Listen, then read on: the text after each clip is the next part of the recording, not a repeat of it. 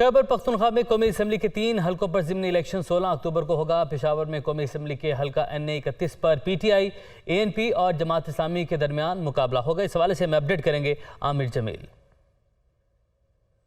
جی بالکل، 16 اکتوبر کو خیبر پختونخوا کے 3 حلقوں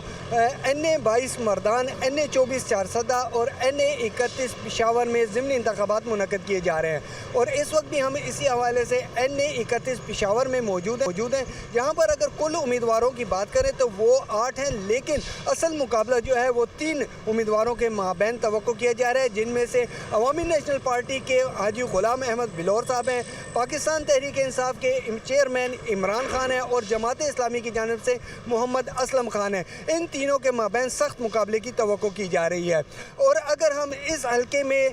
گزشتہ انتخابات کی بات کریں تو اس حلقے سے حاجی غلام احمد بلور، جن کا تعلق عوامی نیشنل پارٹی سے ہے، وہ 3 دفعہ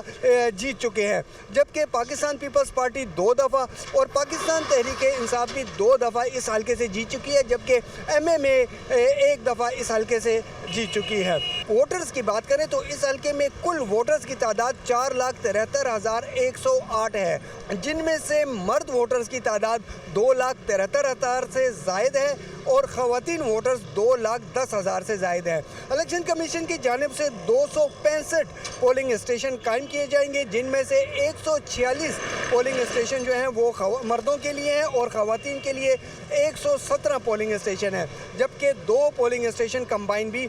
بنائے جائیں گے۔ اسی طریقے سے اگر ہم پولنگ بوتھس کی بات کریں تو 1039 پولنگ بوتھس اس حلقے میں بنائے جائیں گے، جن میں مردوں کے لیے 582 ہیں اور خواتین کے لیے 457